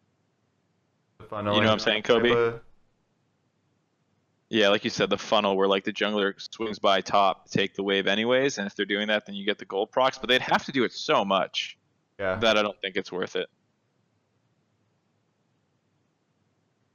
And I think if there are funny, like, kind of gimmicky strategies in the game like that for people to pull off, then that's fine. I just don't want that to be the, optimal strategy for how games should be played, because it warps the entire experience, right? If you run into that one time out of 50, it's whatever.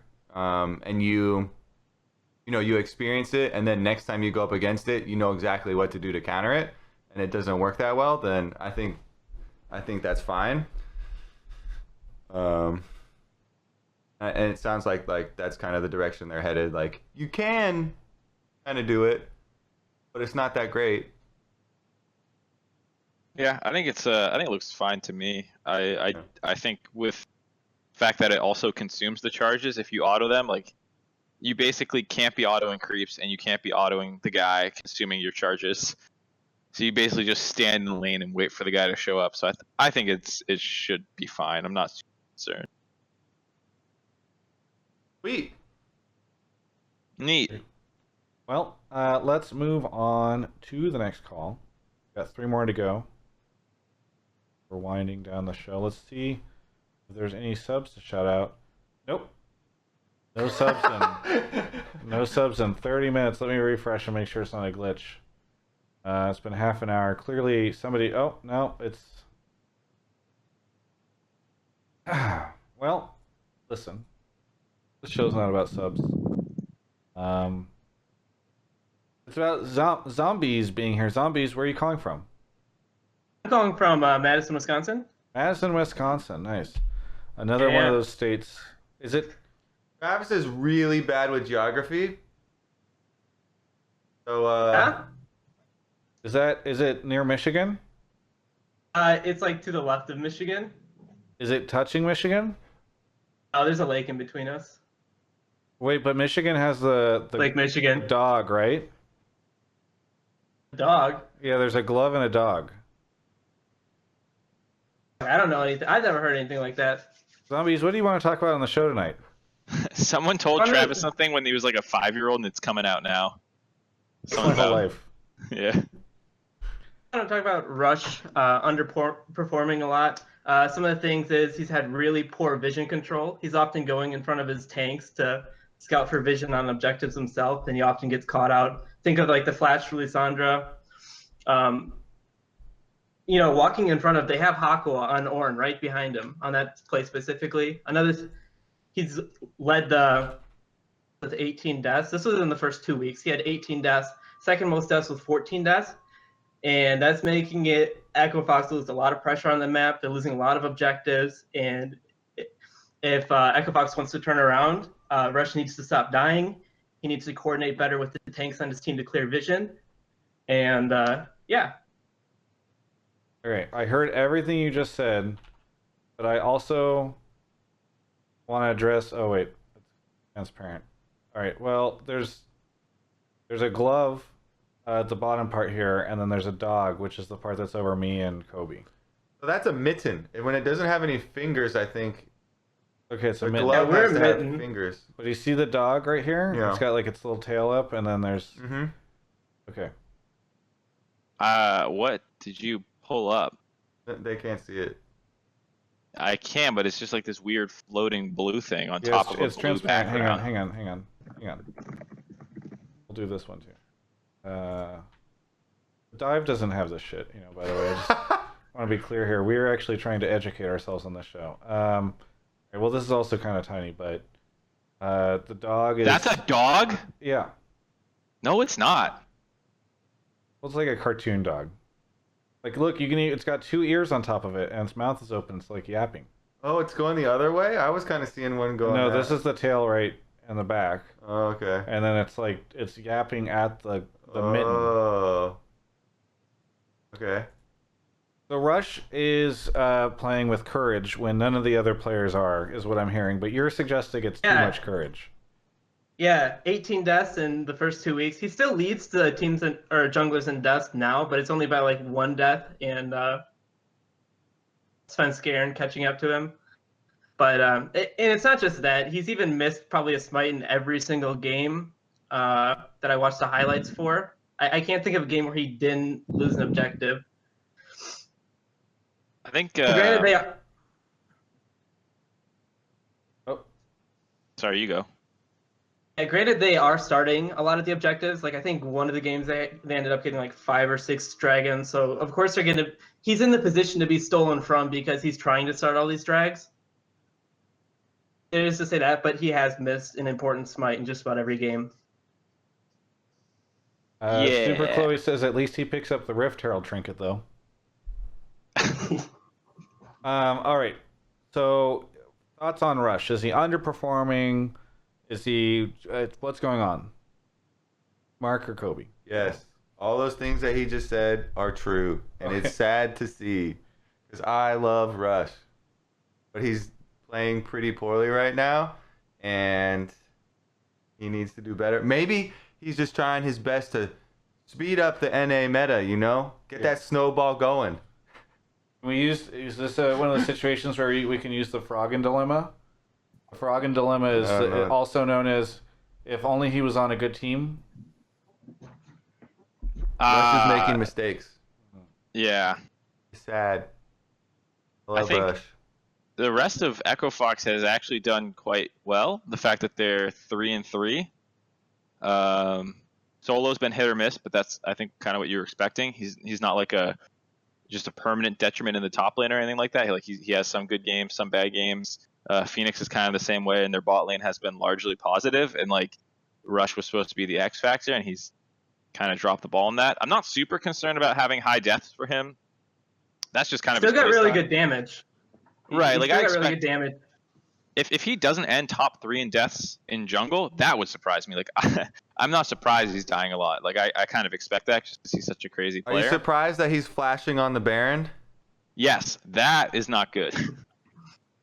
It's like Sven always is top 3 in deaths or something for junglers. In some splits, he's one of the best junglers in the league, even though that's happening. That's kind of just that's the kind of player he is, and that's how I feel about Rush. He's supposed to be the playmaker for the team. He's supposed to lease in set, kick someone in, win his team the game, but probably die in the process. That's what I'm expecting from him. So I don't super care about the stats of the deaths, but it's the fact that he's not landing the lease in set kick to win the game as he's flashing at Baron or something. I know he's got it in him. Rush will be fine. He'll come back.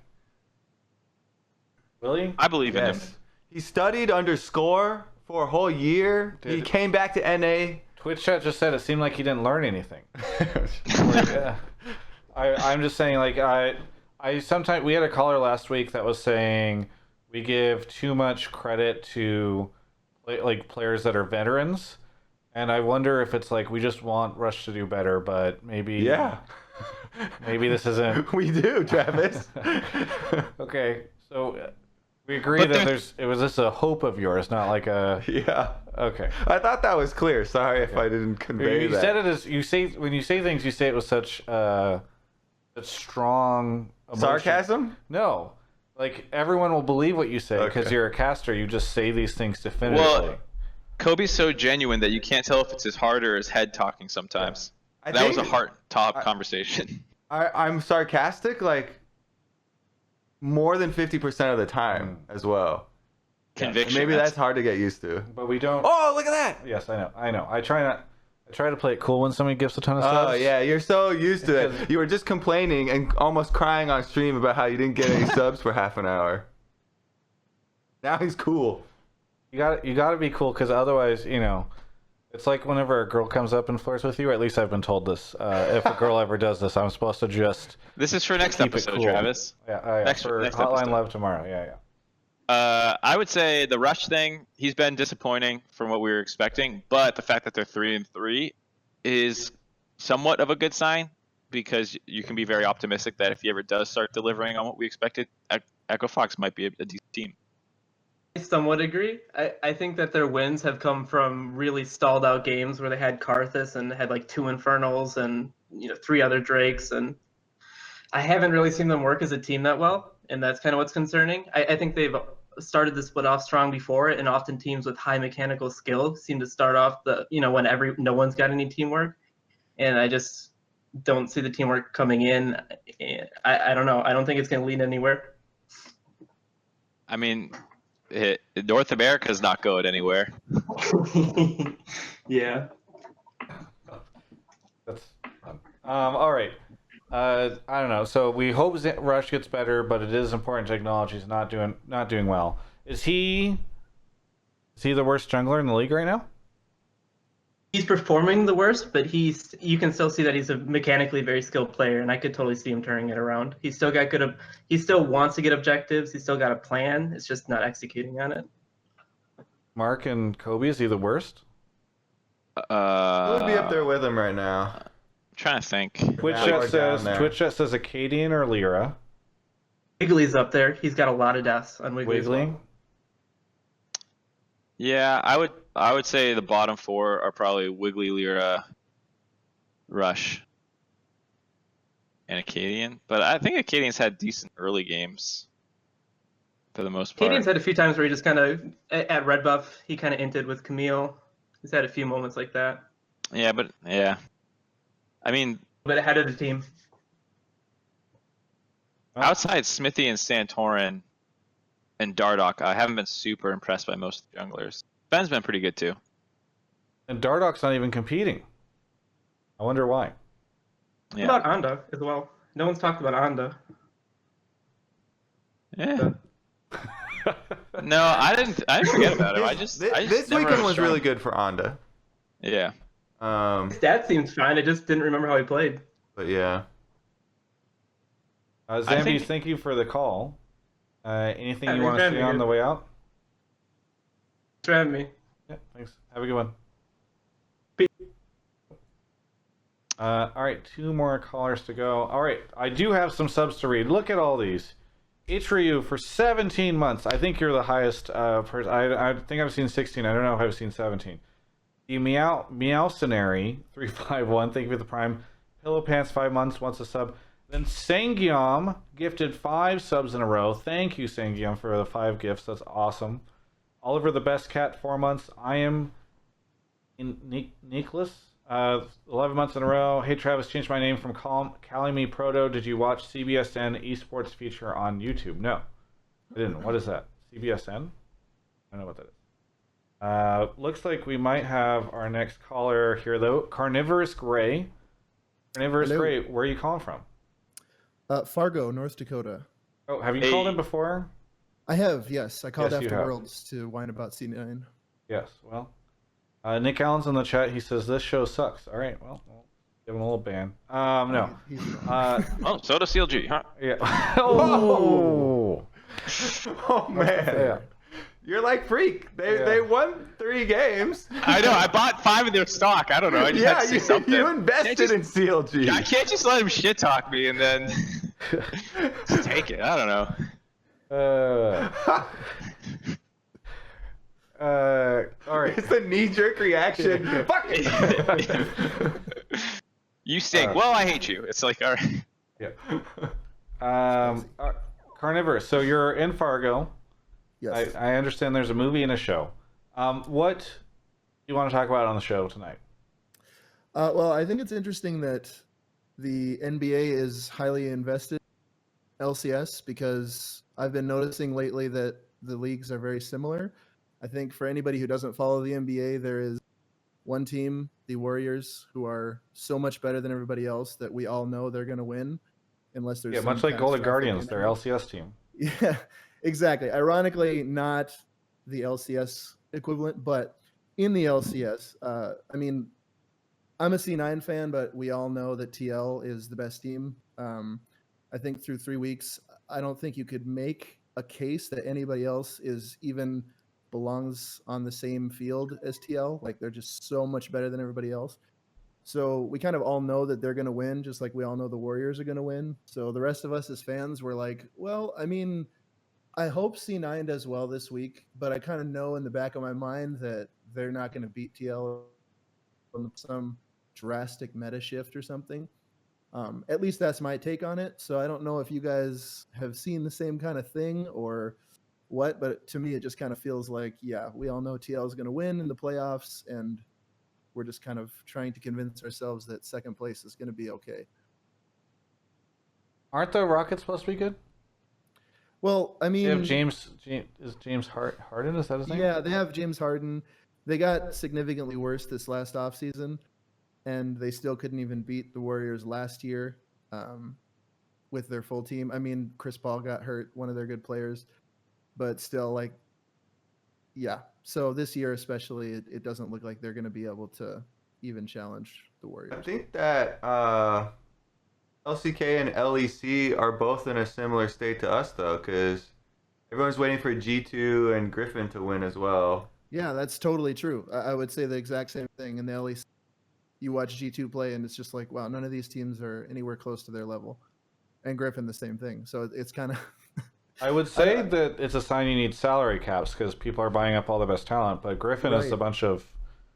I don't think that they're top salary players, right? So that's true. Yeah, that's true. I feel like a lot of the times it does, just in general in League, feel like a one-horse race across leagues. Like G2 is the same way, Griffin, Team Liquid, but even in the past, like in TSM, 2013, SKT. yeah, in 2013 it was C9, then it was TSM. Even when Immortals came over, it was like, oh my god, are these guys going to lose? And then they ended up losing in the playoffs. And it feels like a lot of time in the regular season, though, like there's almost always just like one dominant team that's better. And it's like, who can possibly beat these guys? So I don't know how much that's a new thing.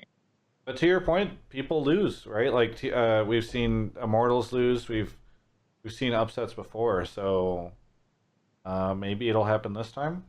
Right. That's kind of, yeah. I mean, that's kind of what we're hoping for. Like in real sports, not that you hope for injuries, but injuries can always happen. What's that? Figured him. Do you want to try that again? How about traditional sports? Sorry, I'm sorry. I'm a huge esports fan. I didn't mean real it sports disrespectfully. I say real sports too. I just meant, real life sports as opposed to sports that happen on a computer. But that was my fault. Yeah, fake sports. Yeah, that's what you're saying, Carnivores. Traditional getting offended sports, about it, Travis, doesn't help us that much. Yeah, but I like getting offended. Virtual, not fake. Virtual. I call it real and fake. I didn't mean it disrespectfully, I swear. Can you touch it, Travis? Is it real? Can you really reach out there and touch it? No, it's not real, Travis. Come on. But anyway, like in traditional sports, injuries can always happen. So you can never 100, Steph Curry could roll his ankle and be out for the season, and that changes the whole NBA season. Yeah, toxicity can happen in esports, though. That's our injury. Patches. Like, we have patches. Yeah, patches. Yeah, that's patches. The thing, and that's the thing. That's what I mean by we just kind of have to hope that there's some kind of drastic meta shift. I mean, if you're a TL fan, you're not hoping for that, but the rest of the league, because through the first 3 weeks, not to compare TL with SKT.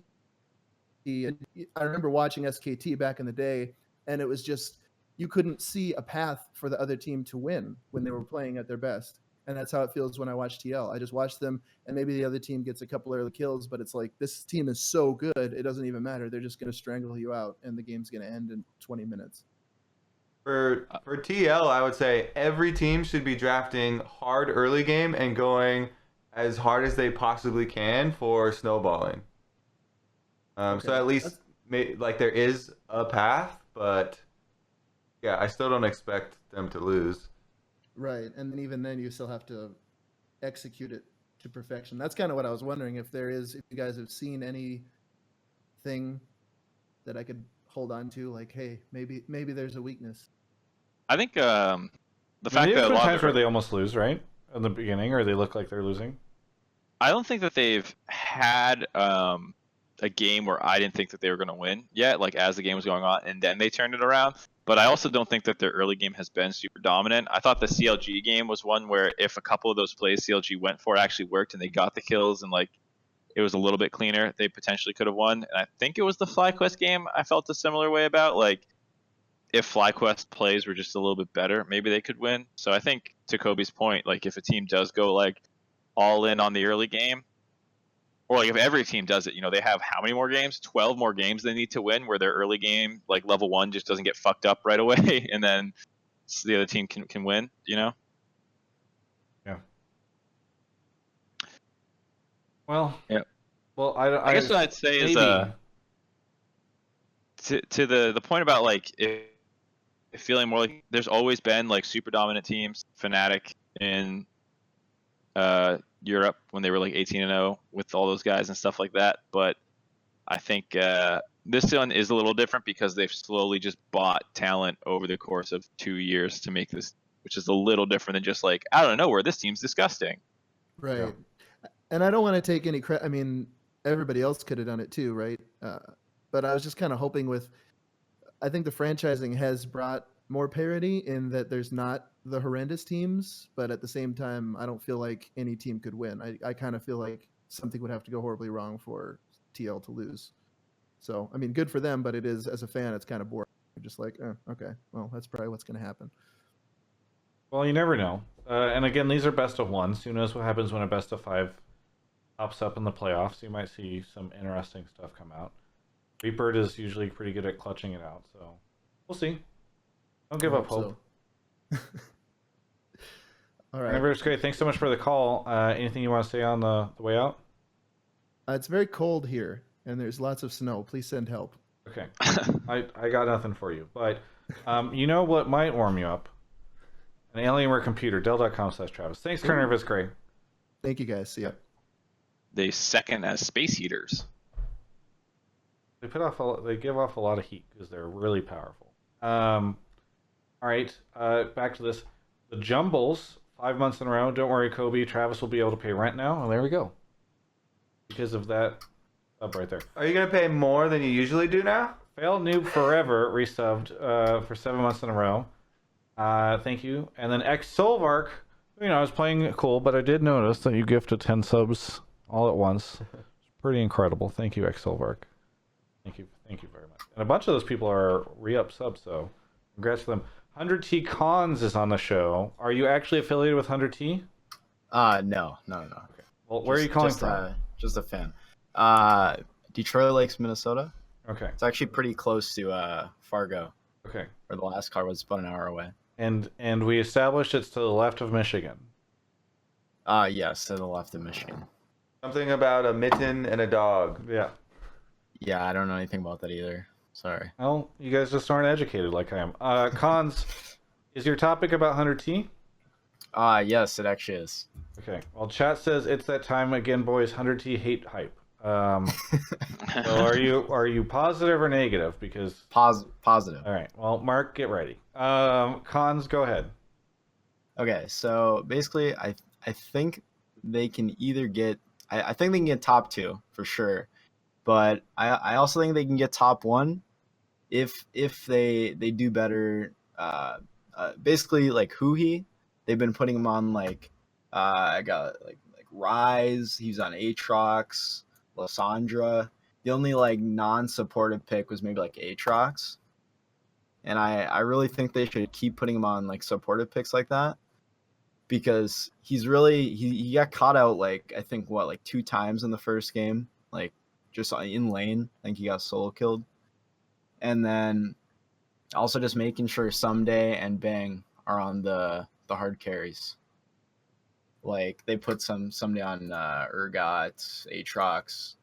And then one of the games they lost, they put him on, I guess it was against TL. but they put him on split pusher Yorick. So I just think they should put their carries on carries and try not to go for the Victor and. You kind of cut out, but I assume you were saying Victor and Mark. Are you still here? Did our internet die? Here. Oh, hello? Did I mute myself? No, I think we just had a stream hiccup for some reason, or internet hiccup. Oh. Yeah, that's fine. Yeah, there's some F's in chat, but yeah, I think it'll come back. So you were saying, Con, sorry, just the last bit you were saying, I think, about someday.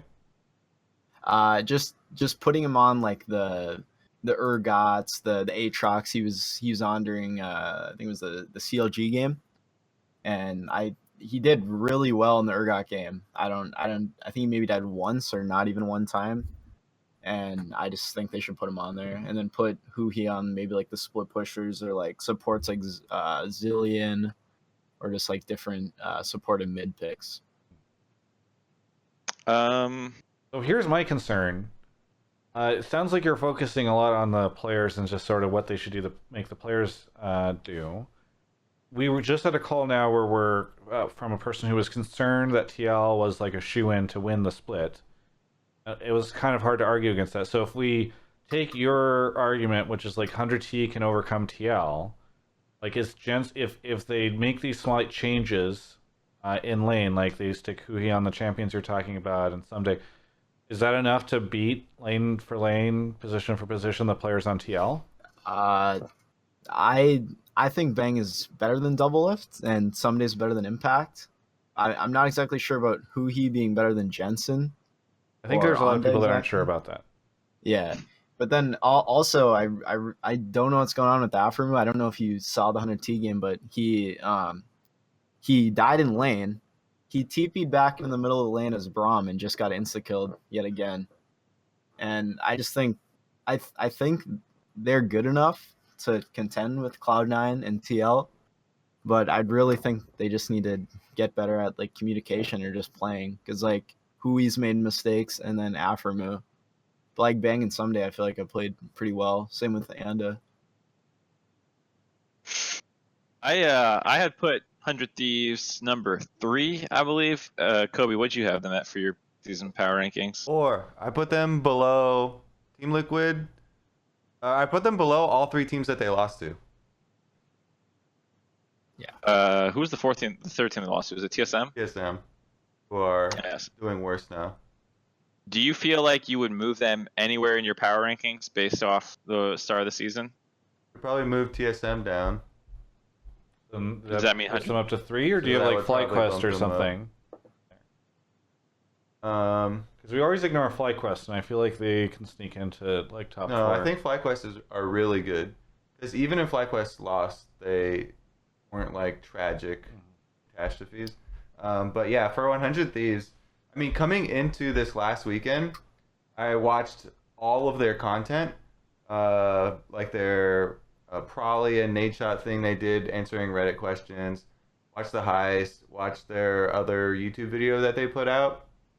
And Prolly was talking about how he also thinks the game should be played faster and should be played more aggressively, but he agrees like the team is not there to and can't back up that playstyle yet, and kind of echoed your concerns about the team play coming through. And this last weekend did show some really good signs, like Huhi was roaming much better. He wasn't getting solo killed in mid lane. And they had both Someday and Bang stepping up where you want them to, right? You think Someday earlier in the game and then Bang carrying later. I think there are definitely positive signs for them. I wouldn't push them as far as you're pushing them, all the way up to top 2 yet. But yeah, I think you can have healthy confidence in them. Yeah, No, you can go. All right, I'm basically on the same boat with Kobe. Where like I'm probably not moving them very far from where I put them in the preseason. I still think C9 will end up better than them, and then like it's between them and FlyQuest probably for 3rd and 4th. at this point. So, you know, maybe they do end up all the way up at second. I still have a really hard time imagining taking down TL. But I don't think 100 Thieves fans should be super worried. I think they're kind of on course for how good we expect them to be. Well, like, what do you think? Like, what lanes do you think Team Liquid is like the strongest in? Like, just bot mid, or where do you think they need to really beat them in? I think their bot lane's a lot better. I think Core JJ is the best support in the league. I think even if Bang individually is better, I'm not quite sure he's accustomed to his teammates yet, or they know their play style as well as Team Liquid knows theirs. So like, I think Doublelift will outperform him. Whether or not you want to debate skill is a different thing. I think Jensen's better, and I think Smithy's better. And I think top lane, once again, like, someday might have better skill, but like, Team Liquid knows the role that Impact plays on his team, whereas sometimes you see Someday playing Victor and like not getting backed up for it properly or not playing it super well, whereas like Impact's like, I'm not going to get any help ever. Yeah. So I think even if, you know, you can say I think Someday's better, and then you want to give it to Bang, I don't think that they're better across the board, and I don't think their teamwork is as developed. Well, I'm going to say they're going to get 5th, because this wouldn't be a show without me giving the people who think I hate 100T something to believe in. So, I don't know. Looks like they had a good weekend this weekend. I requested an interview with them on Saturday, didn't get the interview, so I'm placing them at 5th. That's where The they wrath are. of Travis. Yeah. Oh, yeah. hey, you gotta try to get interviews with Someday. His English is getting better. I mean, I'll request. If I get them, we'll find out. Can you interview Bang and open it with, "Hello, I'm Travis Gafford, and this is Bang"? I mean, Loco Doco got an interview with Bang and Someday, so Yeah. Oh, He doesn't go on the Hotline League and voice criticism. I Travis, you got to learn Korean so you get the in. Yeah. I mean, him and Thorin, they both got a show now, so might overtake. So. Right. So Cons, unfortunately, he disconnected from the call. I don't know what happened. That is the end of the show. Mark, what do you got? Yeah. I don't really have anything in particular. I kind of already said offline TV should have a Dungeons and Dragons thing coming out this week if things go according to plan, but who knows. And then otherwise, just Hotline Love tomorrow night. I'm excited to tell you all how to be studs, or what's the Look at female the stud over here. What's the female equivalent of stud? I'm not quite sure. I don't know. Twitch chat will let us know in a second. Queen? Yeah. Oh yeah, maybe Queen. How to be a stutter? Yeah. Queen. Yep. I'll give you all the great advice on how to be a stutter or queen. A dame. Okay, a lot of I not don't so know great if a words dame coming is up a. that. Yeah, Jesus, Twitch chat. This is gonna be a rough show tomorrow. Yeah. We're gonna pull out the extra mods. Kobe, what do you got? I'm done here now. Great show. Tune into the LCS. That's all I care about. You're also on 2 shows. Yeah, the dive and this or that. With Kobe and Captain Flowers. Is Captain Flowers locked in? Tune in to find out. Okay. We had auditions. There were a lot of other options. So I'm weighing my options. If you want Captain Flowers, then you gotta support Captain Flowers. Tweet with the hashtag this or that. Also, actually, in a month or two, I am gonna have a couple different things coming out. That are secret. Wow. Kobe's working on projects. Well, and also I heard the dive. There's a rumor that they might have Nadeshot or Huni on in the future. Maybe. So what we're trying to do for the dive is get lots of guests lined up that will accept, and then we can try and schedule them in the future for what's a good time for them. So we're trying to get as many people to accept right now, and then we'll filter out, when people are going to be on the show. You haven't. But yeah, important, players, coaches, owners, influencers. I was just thinking, because you're on my show. Streamers even. If if people have suggestions for good ones that they want on, then we're all ears. But yeah, we're working on next week's right now, so we aren't sure who's going to be on it yet. Doveton says, can you ask Kobe if LCS Lounge is coming in for 2019? I'm actually not sure. Yeah, I don't know. Dave Stewart commented on Reddit and said that they're not, but they might do some of the mainstream casts from the lounge in the future. Late 45 says, can you guys get that guy on the balance team, Jat, on the dive?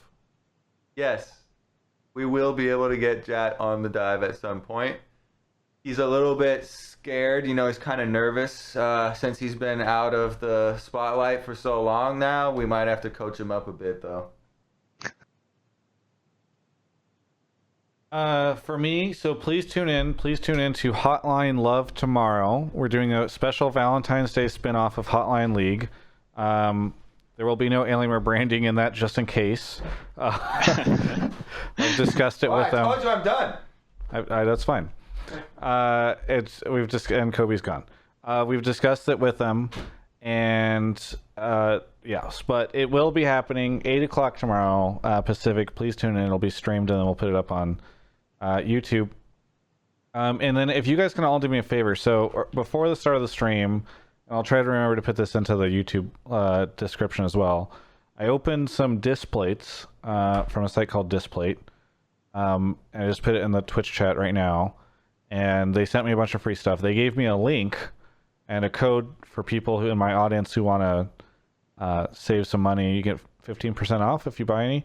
Anyway, when I tried to do it earlier, I think our audience crashed the site since so many people click through, which it looks like might be happening again. Oh, wait, no, it loaded. So if you guys want to just take a look, they sent Kobe and I a bunch of cool stuff for our apartment. It was me, I should say, just so that Kobe doesn't get in trouble with Riot. I don't know if he's allowed to, whatever. But they sent us a bunch of cool stuff, including this, where is it, Cowboy Bebop sign, I get poster. Look, art work for Kobe's room and a couple other things as well. So if you click that link, you can check them out. I don't know if we can kill their site again, but it'd be kind of fun if we did. You guys are great. And then seems like there was also we put this up on Spotify and other places as a podcast. And finally, thank you to Lovely HD, Quademon, Just Joe 90, X Solvark for 5 months in a row, Jubes, who says, enjoying my TGI Hotline League sponsored by Alienware while eating my Jersey Mike sub, and Carrix for 4 months. Thank you everyone who subbed. Everyone who didn't sub, I forgive you. Mark, any final thoughts? No. This has been Hotline League episode 63.